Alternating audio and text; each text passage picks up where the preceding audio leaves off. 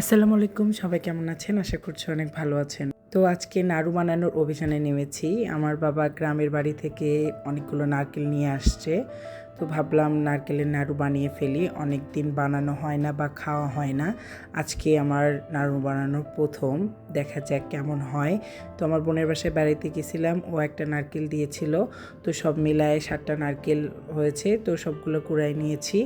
এখন এখানে 2 মুঠো আখের গুড় নিয়েছি। আখের গুড়গুলোকে এইরকম ছুরি দিয়ে ছোট ছোট করে কেটে নিয়েছি, যাতে নারকেল কোড়ানোর সাথে আখের গুড়টা ভালো মতো মিশে যায়।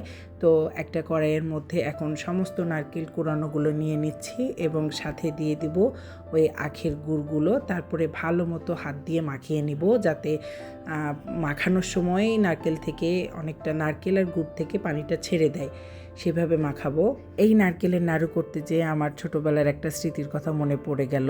তো আমি তখন 6-7-এ পড়ি। আমরা তখন চিটাগংয়ে, আমার বাবা আর্মিতে চাকরি করতো, যে কারণে আমরা চিটাগংয়ে থাকতাম। তো আমার মেজো ফুপা আমাদের বাসায় বেড়াতে গিয়েছিল, তখন আমার মেজো ফুপি এই নারকেলের নাড়ু বানিয়ে দিয়েছিলেন। তখন এত মজা হয়েছিল আর এত খুশি হয়েছিলাম আমরা, আজও সে কথা অনেক মনে পড়ে আমার ওই ফুপির নারকেলের নাড়ুর কথা। আমার ওই ফুপির প্রত্যেকটা রান্নায় অনেক ভালো, অনেক পারদর্শী সে। তো যাই হোক, আমার 3টা ফুপি কাজের দিক থেকে অনেক পটু, অনেক কাজ করতে পারে তারা। তো সবাই আমার ফুপিদের জন্য দোয়া করবেন। কথা বলতে বলতে নাড়ুগুলো দেখেন চুলোয় দিয়ে দিয়েছি এবং খুবই লো হিটে রেখেছি। আস্তে আস্তে, আসলে নাড়ু বানানো অনেক ধৈর্যের কাজ, অনেক সময় লাগে। আমি একা পারছিলাম না। তো একটা সময় আমার হাজবেন্ড, আমার ভাই, আমার শাশুড়ি আমাকে সাহায্য করেছে, ওরা নেড়ে দিয়েছে। তো দেখতে পাচ্ছেন এর মধ্যে সামান্য কিছু এলাচ, দারচিনি আর কালো এলাচ দিয়ে দিয়েছি, আর নারকেলটা সিদ্ধ হওয়ার জন্য হালকা পানি দিয়েছি। তো এখানে নারকেলের পানি ইউজ করলে বেশি ভালো হয়।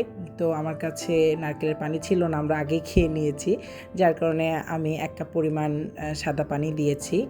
তো নারকেল আমি কখনো এই নাড়ুটা বানাইনি। তো আমার মেজো ফুপির কাছে আমি ফোন দিয়েছিলাম যে কিভাবে নাড়ুটা বানাতে হয়। তো ফুপি বলে দিয়েছে। ফুপি বলেছিল যে চিনি দিয়ে বানাইলে বেশি ভালো হয়, কিন্তু আমার মনে হলো যে আমার কাছে গুড় আছে, তো গুড়টা দিয়েই বানিয়ে ফেলি, আরেকদিন না হয় চিনি দিয়ে বানিয়ে ফেলবো। তো দেখতে পেলেন কথা বলতে বলতে আমার নাড়ু কিন্তু হয়ে গেছে। এখানে খুব কম সময়ের মধ্যে দেখানো হইলো যে নাড়ুটা অনেক দ্রুত সময় হয়ে গেছে, কিন্তু আসলেই প্রায় 1-1.5 ঘন্টা সময় লেগেছে এই নাড়ু বানাতে। তো আমরা দেখছিলাম যে নাড়ু হচ্ছিল কিনা। তো ফাইনালি নাড়ু হচ্ছিল, মানে সুন্দর গোল হয়ে যাচ্ছিল। তো সবাই মিলে আমরা নাড়ু বানাতে শুরু করে দিলাম এবং আমার ছোট মেয়েটা, সেও নাড়ু বানায় দিয়েছে আমাদেরকে, মানে আমাদের কাজে হেল্প করেছে। এখানে সবাই মিলে আমরা নাড়ু বানাচ্ছিলাম, আমার ভাই, আমার মেয়ে, আমার শাশুড়ি, আমার হাজবেন্ড, আমি নিজে। কারণ এই সময় তাড়াতাড়ি নাড়ুটা না বানালে পরে জমবে না বা শক্ত থাকবে না, যার কারণে আমরা সবাই হাতে হাতে সবাই হেল্প করছিল। তো ফাইনালি এই যে আমার নারকেলের নাড়ু বানানো হয়েছে। আসলে নারকেলের নাড়ু বানানো অনেক সহজ, কিন্তু একটু ধৈর্যের বিষয়। অনেকটা সময় আস্তে জালে নাড়ুটাকে বানাতে হয়। তো আজকের নারকেলের নাড়ু আপনাদের কাছে কেমন লেগেছে প্লিজ কমেন্টে অবশ্যই জানাবেন। আজকে এই পর্যন্ত, সবাই ভালো থাকবেন, সুস্থ থাকবেন। আল্লাহ হাফেজ।